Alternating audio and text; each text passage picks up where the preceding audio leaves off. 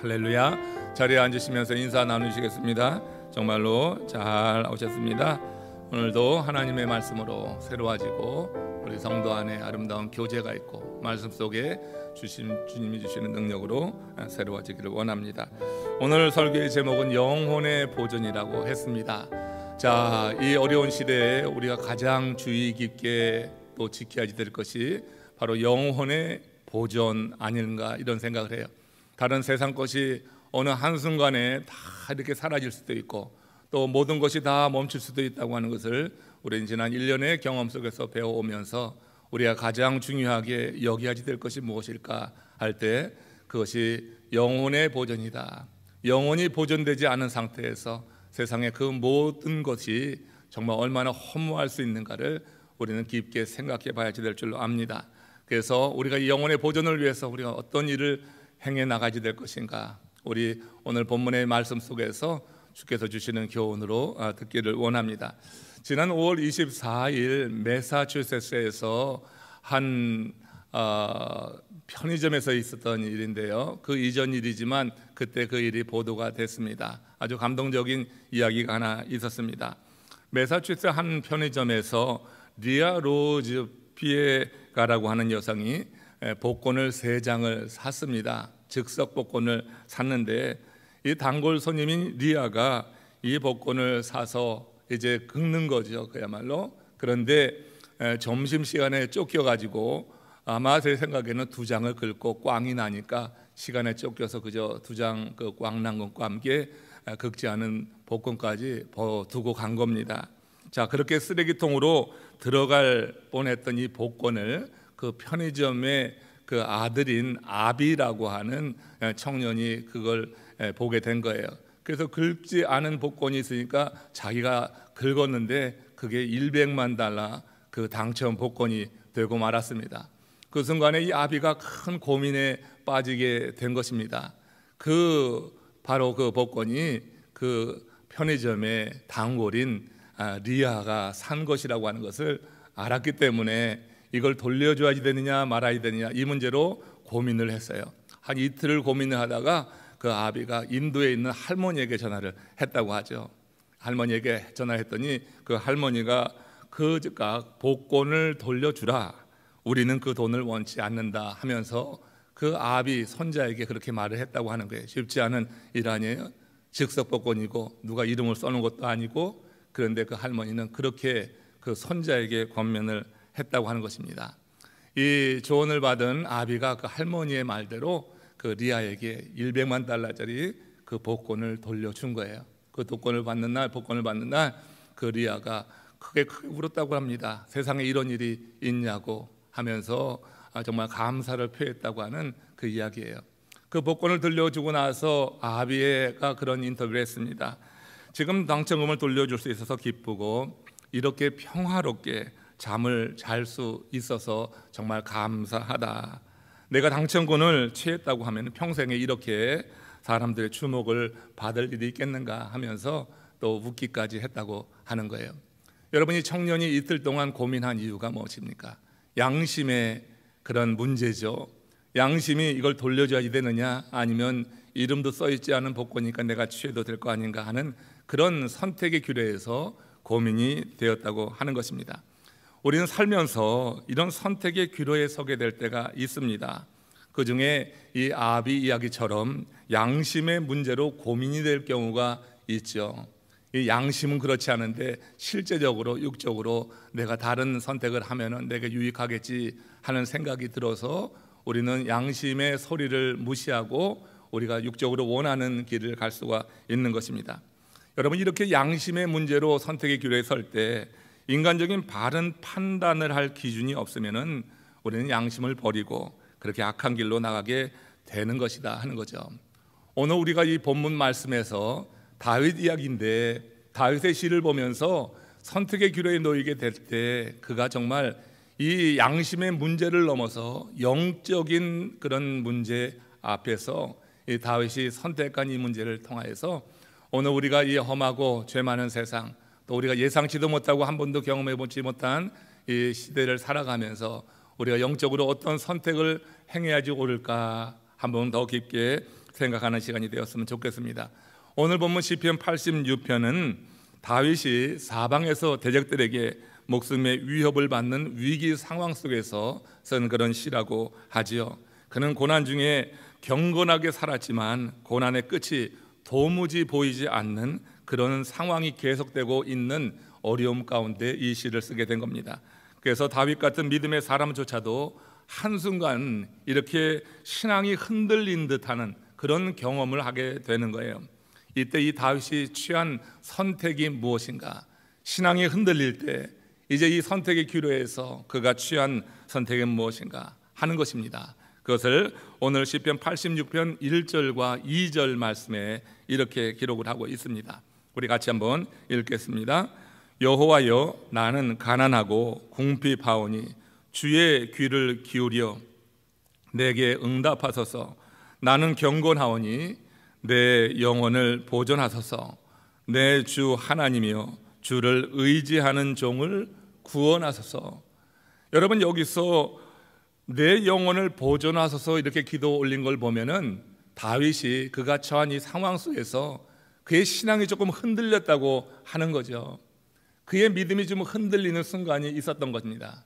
그러니까 지금 이 다윗이 하나님 앞에 나가서 간구할 때 내 영혼을 보존하소서 이렇게 지금 기도를 올린 것 아니냐, 이런 생각을 해볼 수가 있어요.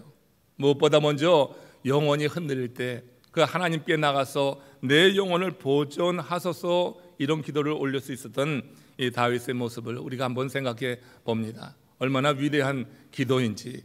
우리 모두 연약한 인생인데 그 연약함을 인정하면서 이 다윗은 이 선택의 기로에 놓일 때 하나님 앞에 나가서 내 영혼을 보존하소서 이렇게 기도를 올리고 있다고 하는 거예요. 사실 다윗의 이 기도는 수많은 유혹 가운데 살아가고 있는 오늘 우리 입장에서는 매일같이 올려야지 될 기도가 아니냐, 이런 생각을 해보게 됩니다. 다윗이 인생의 위기 중에 그 무엇보다 영혼의 보존을 구한 것은 그의 신실함을 보여주는 것 아니겠어요? 그가 얼마나 신실한가, 정말 믿음으로 살려고 하는 마음이 얼마나 강한가 하는 것을 보여주는 거고, 그 앞에서 나는 가난하고 궁핍하다고 이렇게 고백을 했는데 이 말씀과 함께 긴밀하게 연결이 되면서 그의 신앙의 진정성을 우리는 이 고백에서 볼 수가 있습니다. 한마디로 다윗은 하나님 외의 세상 그 무엇에도 의지하지 않고 오직 주님만 의지한다고 하는 기도를 지금 1절과 2절에서 이렇게 올리고 있는 것이에요. 그래서 그런 맥락에서 시편 86편 8절과 10절에서도 보면 이렇게 고백을 합니다. 한번 같이 읽겠습니다. 주여, 신들 중에 주와 같은 자 없사오며 주의 행하심과 같은 일도 없나이다. 무릇 주를 위대하사 기이한 일을 행하시오니 주만이 하나님이시니다. 지금 이 다윗이 나는 가난하고 궁핍하다 하면서 영혼의 보존을 위해서 간구했던 것이 바로 하나님을 이렇게 인식하고 있기 때문이라고 하는 거죠. 다윗은 고난 중에 있었지만 오직 주만이 공고한 자의 기도를 들으시는 분이다 하는 그런 사실을 믿고 간구하고 있는 것입니다. 여러분, 하나님은 이처럼 심령이 가난한 마음으로 간구하는 이들의 기도를 기쁘게 들으시고 또 응답하시는 거 아니겠어요? 이런 기도가 우리의 영혼에 좀 도전을 받고 선택의 기로에 놓일 때가 있어요. 내가 주님을 찾아 나갈 것인가, 아니면 세상에서 나를 부르는 소리에 따라 갈 것인가. 여러 인생의 도전을 받고 외부적인 압박을 받게 될 때 내가 믿는 믿음에 대해서 흔들리고 의심이 들게 될 때, 지금 이 다윗 같은 사람도 이렇게 흔들리는 순간이 있어서 그가 그 흔들리는 그 순간에 하나님 앞에 나와서 영혼의 보존을 구했다고 하면은 우리들에게는 너무나 많은 순간에 사실 이런 일들이 찾아오는 것을 볼 수가 있는 겁니다. 이럴 때 우리가 어떤 마음으로 구해야지 될 것인가? 지금 다윗처럼 이렇게 정말 심령이 가난한 그런 마음을 가지고 영혼의 보존을 구할 수 있는 그런 은혜가 우리 가운데 임할 수 있기를 원합니다. 비슷한 상황에서 그렇게 하나님 앞에 신실함으로 구했던 또 다른 아삽이라고 하는 사람의 시를 한번 같이 보겠어요. 시편 77편 1절에 보면 이렇게 기록이 됩니다. 같이 읽겠습니다. 내가 내 음성으로 하나님께 부르짖으리니 내 음성으로 하나님께 부르짖으면 내게 귀를 기울이시리로다. 여기서 아삽이라고 하는 사람의 시인데 이 시 가운데도 절박한 상황, 그가 얼마나 갈급한 마음으로 기도하고 있는지를 이 시에서 우리가 보게 되는데, 지금 아삽은 여기서 특이하게 내 음성으로 이렇게 두 번이나 강조를 하고 있어요. 이것이 어떤 의미가 있냐면 하나님께 정말 진실하고 간절함을 가지고 구한다고 하는 그런 말이 됩니다. 아삽은 오직 하나님만 바라는 가난한 마음으로 하나님의 역사를 지금 구하고 있는 거예요. 그러니까 우리 인생에 여러 선택이 있지만 영적으로 도전받는 시기가 있습니다. 아삽도 그렇고 이 다윗도 그렇고요. 그가 영적인 도전을 받는 이 시기에 그들이 택한 것은 이렇게 하나님 앞에 영적으로 가난해지면서 그렇게 영혼의 보존을 위해서 간구했다고 하는 거예요. 아삽이 이 기도를 올린 이후에 이어서 시편 77편 2절에서 이렇게 간구합니다. 같이 읽습니다. 나의 환난 날에 내가 주를 찾았으며 밤에는 내 손을 들고 거두지 아니하였나이다. 내 영혼이 위로받기를 거절하였도다. 저는 이 말씀에서 뒷부분의 말이 조금 의아하죠.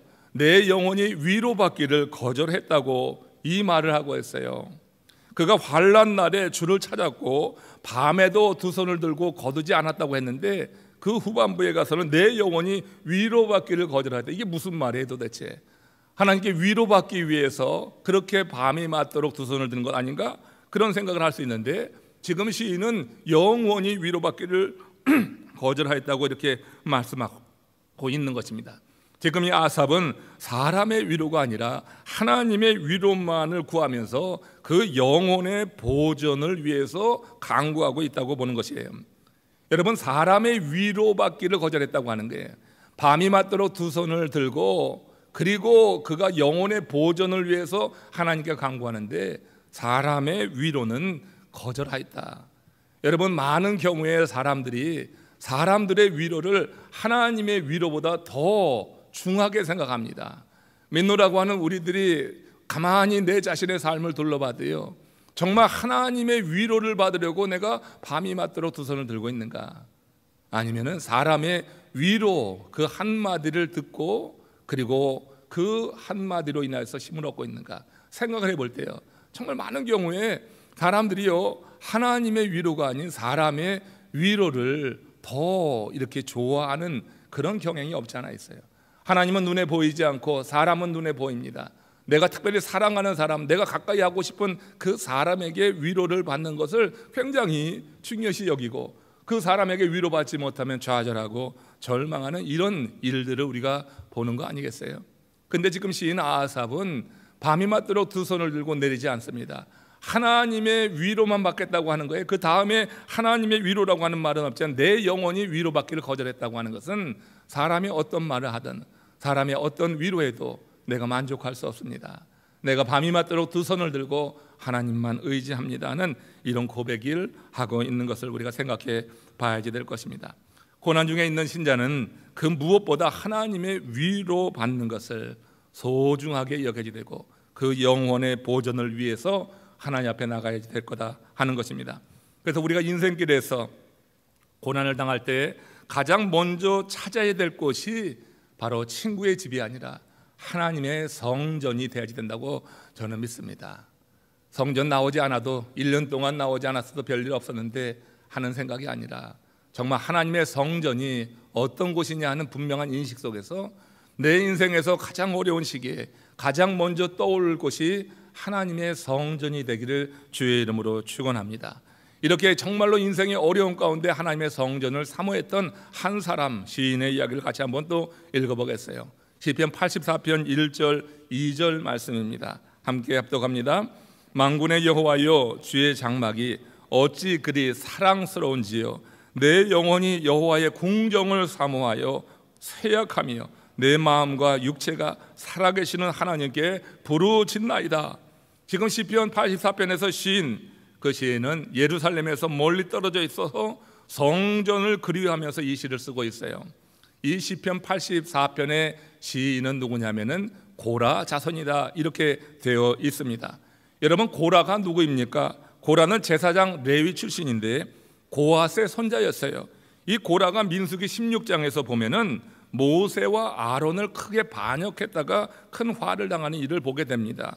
민수기 16장 19절에서 21절 지금 시편을 쓰고 있는 이 고라의 선조인 이 시인의 선조인 고라가 이런 사람이었어요. 한번 같이 읽겠습니다.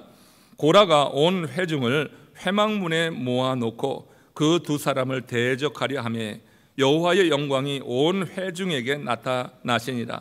여호와께서 모세와 아론에게 말씀하여 이르시되 너희는 이 회중에게서 떠나라. 내가 순식간에 그들을 멸하려 하노라. 그래서 이 고라의 반역에 대해서 하나님께서 이 모세와 아론을 위해서 이렇게 역사하신 이 일을 지금 민수기에서 이렇게 다루고 있죠.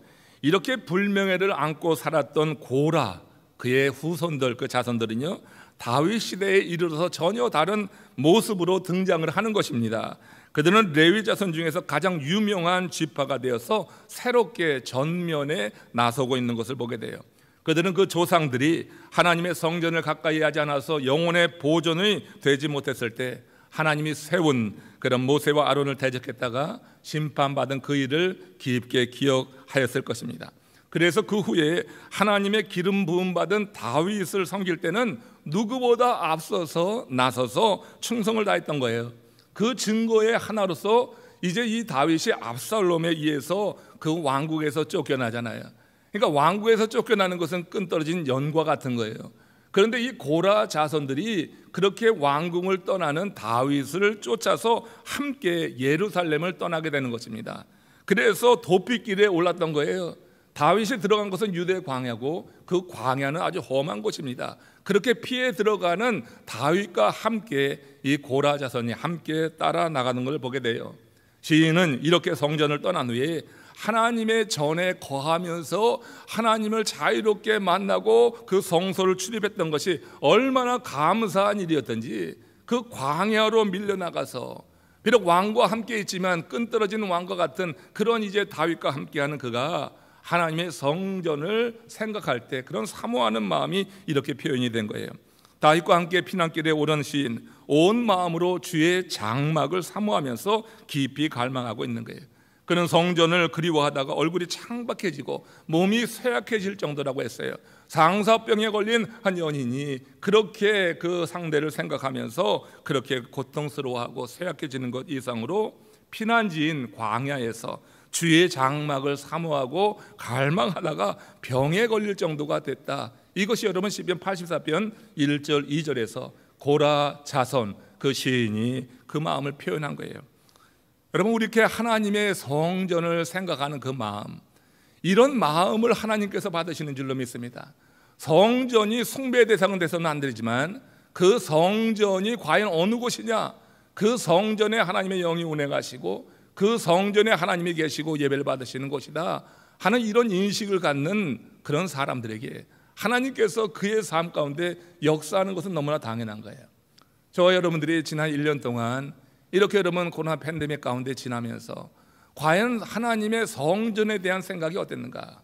내가 성전을 생각하는 마음이 지금 이 고라 자손이 이렇게 성소를 생각하면서 쇠약해질 정도로 그런 사모하는 마음을 가지고 이렇게 노래를 지어 부를 정도로 되지는 않았다 할지라도 정말 하나님의 성소에 대한 그런 소중함에 대해서 어느 정도 나는 마음을 가지고 하나님의 성전을 생각했는가?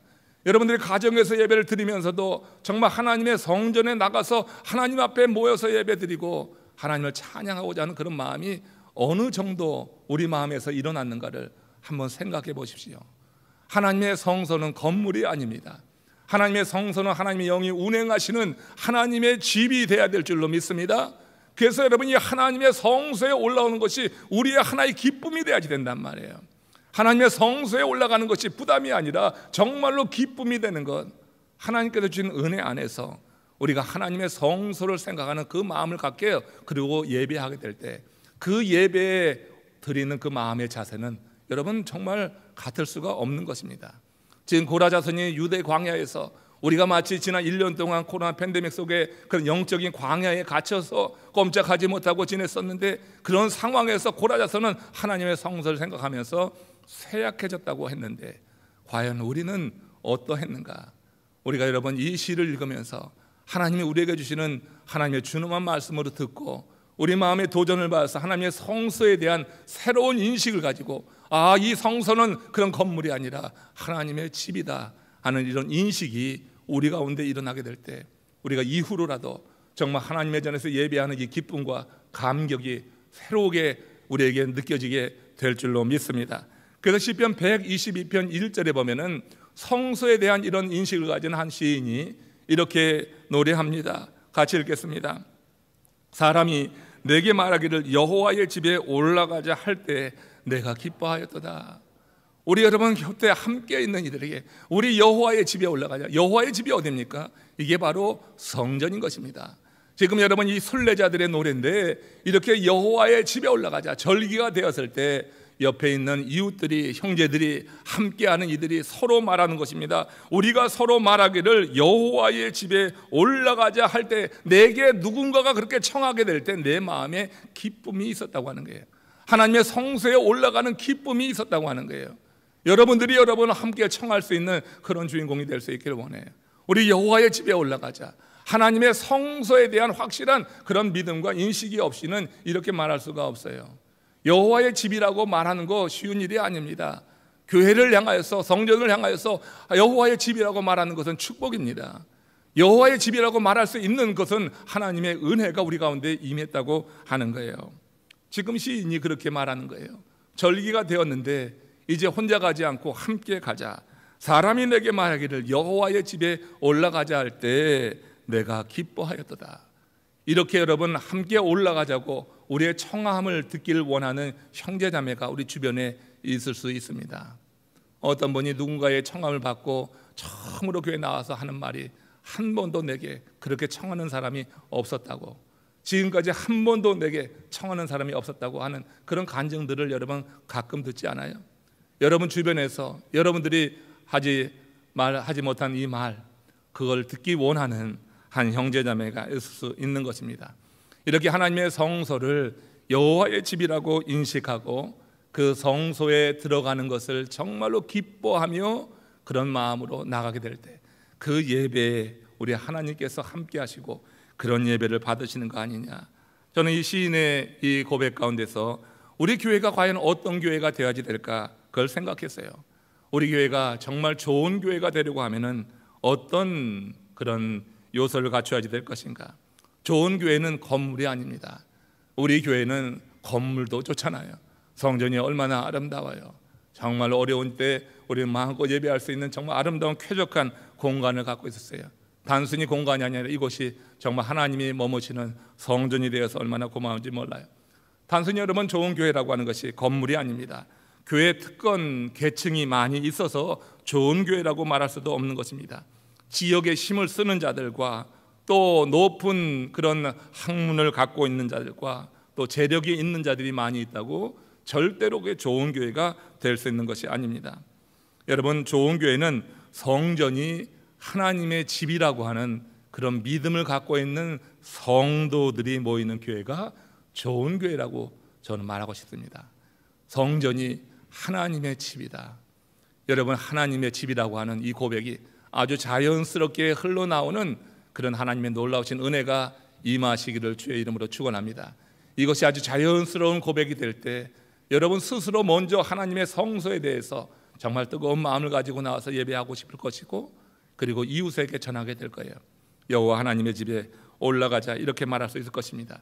이에 대해서 확신이 없을 때 사람들에게 여호와의 집에 올라가자고 청하기가 쉽지 않습니다. 교인 중에서 사회적 지위가 높은 사람 몇 명 거론하면서 이런 사람이 우리 교회에 나와, 재력가와 권력가를 말하면서 이런 사람이 우리 교회에 나와 하고 청할 수는 있겠죠. 그러나 여호와의 집에 올라가자고 그렇게 자신 있게 그 영혼을 생각하면서 청하는 것은 믿음이 있지 않으면 쉽지 않은 일입니다. 성전에 대한 이런 이해와 사모함의 정도는 우리의 신앙 상태와 밀접하게 관계가 되어 있다고 하는 것이에요. 다시 말씀드리지만 성전이 우상이 되어서는 절대로 안 됩니다. 그러나 하나님을 사랑한다면 성전을 즐겨 찾는 것은 너무나 당연한 거예요. 하나님을 사랑한다 하면서 성전을 찾는 것을 꺼려하고 성전을 찾는 것이 부담스럽고 성전을 찾는 것이 의무로만 된다고 하면 그 하나님의 사랑이 과연 진정성이 있는가 하는 생각을 해봐요. 모든 예배의 말씀을 받으러 우리 함께 모여야 됩니다. 모든 기도 모임이 있으면 함께 하나님과 대화하러 같이 모여야 될 것이에요. 인생의 위기 중에는 말할 필요가 없습니다. 다윗처럼 영혼의 보전을 위해서 우리는 하나님의 집을 찾아 나가야 될 거예요. 그러나 하나님께로 나가는 길에는 사단의 역사가 만만치 않은 거예요. 우리가 다 경험했을 것입니다. 하나님의 집에 나가는 것이 여러분 그렇게 쉬운 일은 아니에요. 하나님의 집에 나오기까지 얼마나 많은 도전이 있는지 모릅니다. 시인은 이 사실에 대한 깊은 이해 아래서 이렇게 자기 고백적인 노래를 부르고 있습니다. 시편 84편 5절입니다. 같이 읽습니다. 주께 힘을 얻고 그 마음에 시온에 들어가 있는 자는 복이 있나이다. 하나님의 전에 이렇게 나와 있기까지 수없이 많은 유혹도 시험도 있습니다. 여러 가지 이야기가 많이 있을 겁니다. 그래서 지금 시인이 이 사실에 대한 인식을 갖는 거예요. 이때만 해도 사실 성전까지 가려고 하면은 굉장히 먼 거리를 걸어가야지 됐습니다. 그러니 지금 우리가 차 타고 오는 것과는 비교가 되지 않았죠. 그렇지만 우리 영적인 의미에서 유사성이 있습니다. 하나님의 성전에 나오기까지 우리는 영적인 도전을 많이 받습니다. 그래서 여러분 이 성전에 나와서 이렇게 예배한다고 하는 것은 정말 주께 힘을 얻는 이 과정이 반드시 일사되는 거예요. 지금 이 시인이 주께 힘을 얻고 그 마음에 시온의 대로가 있는 자는 복이 있나이다. 시온의 대로라고 하는 것은요, 예루살렘 성전을 향해 나가는 길을 말하는 거예요. 시온의 대로가 그 얘기예요. 예루살렘 성전을 향해 나가는 길, 자신들이 처해 있는 처소에서 예루살렘 성전을 향하여 나가는 시온의 길은 각각 다양한 것입니다. 이렇게 여러분 주께 힘을 얻게 될 때 그 마음에 예루살렘을 향해 나가는 그 시온의 대로가 활짝 열린다고 하는 거예요. 이 얘기는 뭐냐면 성전을 향해 나가고자 하는 열정이 일어난다고 하는 거예요. 시온의 대로가 열리게 될 때 여러분 중간에 여러 가지 어려움과 시험과 방해가 있고 그 순례자들이 오는 길 과정에 굉장히 힘든 일도 있었지만 시온의 대로가 활짝 열리면요, 그 시온의 땅의 대로를 따라서 계속해서 나가게 된다고 하는 거예요. 중간에 어려움을 이겨나갈 수 있는 힘이 시온의 대로가 열린 자에게 임하게 된다고 하는 거예요. 그래서 여러분 주께 힘을 얻는 것이 필요한 거예요. 하나님의 성전에 나오는 것은 주께 힘을 얻는 자가 나오는 거예요.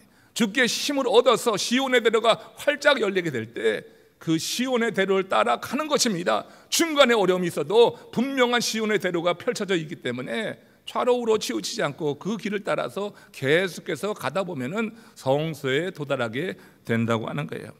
신방할 때 보면은요, 내비에 주소를 넣고 시작 버튼을 누르면은 파란 줄이 쭉 끼어집니다. 여기서부터 시작해서 목적지까지 파란 줄이 쭉 이어지죠.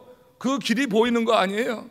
그렇잖아요. 근데 가끔 보면은 이 내비가 오작동 돼가지고 시작 버튼을 눌렀는데도 파란 줄이 생기잖아. 저 같으면 굉장히 당황해요. 저 같은 길치는 그럴 때 너무 당황스러워. 이거 뭐 굉장히 그거 조작하느라고 아주 뭐 운전도 제대로 안 될 때가 있어요. 근데 여러분 시온의 대로가 딱 펼쳐서 파란 줄이 딱 나오고 옆에 디테일한 그런 정보가 나오게 되면 그런 마음의 안심이 있어요. 그래서 이제 그 파란 줄만 따라가는 거예요. 여러분 주께 힘을 얻게 될 때 우리 심령에 시온의 대로가 이렇게 펼쳐지는 자는 그래 복이 있는 거예요. 두려움이 없는 거예요. 염려가 없는 거예요. 시간 낭비하지 않는 거예요. 그래서 그 시온의 대로를 따라서 성소에 이르게 되는 거다 하는 것입니다. 이렇게 시온의 대로가 열리면 순례자는 어떤 일을 만나든지 목적지까지 흔들리지 않게 되는 거예요. 오늘 본문 86편 이 시편에서 다윗이 가난한 심령으로 영혼의 보전을 구한 것이 바로 이런 이유 때문에 그런 겁니다. 그의 영혼이 조금 흔들렸습니다. 신앙의 밑이 조금 흔들리는 경험이 있었습니다. 이런 다윗이 정말로 가난한 심정을 가지고 내가 가난하고 궁핍하오니 하는 그런 마음, 이건 심령이 가난하거든요. 예수님이 말씀하신 바로 그 말씀이에요. 나는 가난하고 궁핍하오니, 아니 다윗이 그렇게 가난하고 궁핍하지 않았거든요. 그것은 영혼이 가난하고 궁핍하다고 하는 거예요. 오직 하나님만 바라보는 그런 마음을 그렇게 표현한 거예요. 그러니까 나는 가난하고 궁핍하오니 나의 영혼을 보존하소서, 이렇게 다윗이 구하고 있는 것은 바로 이런 이유 때문에 그래요. 그가 그 마음의 시온의 대로를 분명하게 다시 한번 보면서 하나님께서 그를 이끄는 그곳에 가 있기를 바라는 그런 강렬한 마음이 이렇게 표현이 된 거예요. 그는 주께 힘을 얻어서 주께서 정해주신 길을 밝히 바라보고 흔들림이 없이 나가기를 원했던 거예요. 그 중간에 대적의 큰 어려운 박해를 받고 그 박해가 한두 번이 아니고 연이어 계속되고 하는 이런 상황 속에서 그가 좀 흔들렸어요. 그러니까 하나님께 간구하는 거예요. 내게 힘을 더하여 주시옵소서.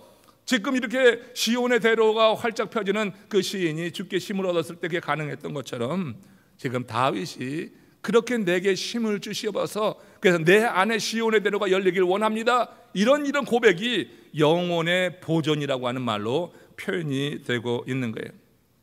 대적들이 그 길 중간에서 그를 위협하며 죽이려 했지만 결코 돌아서지 않겠다고 하는 그런 의지적인 그런 표현, 이게 바로 영혼의 보존 내게 주시옵소서. 그것은 곧 주께 힘을 얻기를 원합니다 하는 그런 표현과 같은 것입니다. 그래서 이어지는 시편 86편 3절 4절에 보면 이렇게 노래합니다. 같이 읽습니다. 주여 내게 은혜를 베푸소서. 내가 종일 주께 부르짖나이다. 주여 내게 힘을 주시옵소서. 이 얘기 아니에요? 내게 은혜를 베푸소서. 내가 종일 주께 부르짖나이다. 주여 내게 힘을 주시옵소서. 시편에 있는 말씀 다른 표현에서 지금 동일한 얘기가 돼요. 그 다음에 주여 내 영혼이 주를 우러러 보나이다. 주여 내 영혼을 기쁘게 하소서. 하나님은 당신의 백성이 은혜를 구하며 종일 부르짖을 때 그 영혼을 기쁘게 하기 위해서 일하시는 줄로 믿습니다.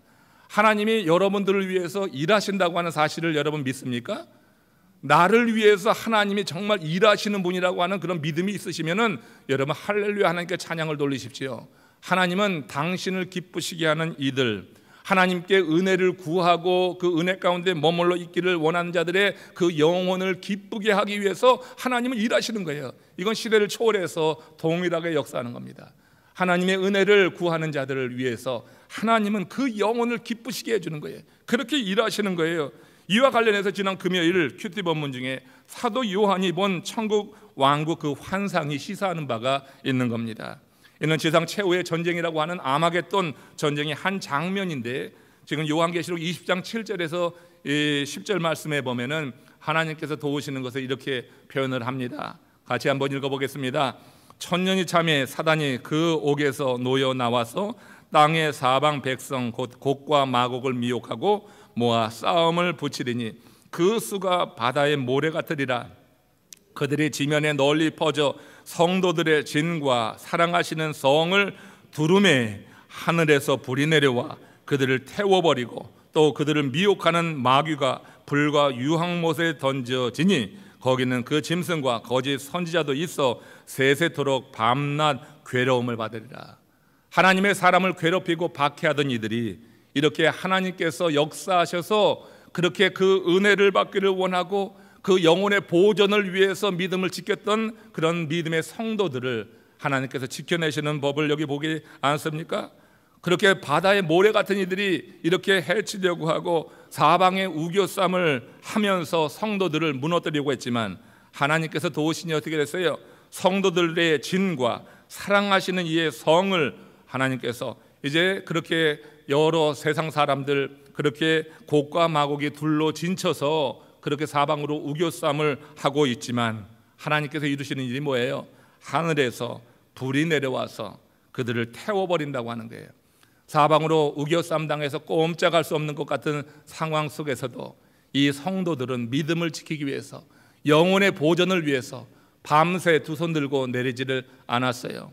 그들이 영혼이 위로받기를 원치 않았어요. 세상 사람들에게 위로받기를 원치 않았어요. 이런 이들을 위해서 하나님께서 사방에 이렇게 대적들로 꽉 진쳐 있지만 하늘에서 불을 내려서 그 사방의 모든 이들을 태워버리는 심판을 가하셨다고 하는 것. 우리가 영혼의 보존을 위해서 힘써 나갈 때 하나님은 오늘도 지금 우리의 영혼을 기쁘게 하기 위해서 일하시는 줄로 믿으시기를 바랍니다.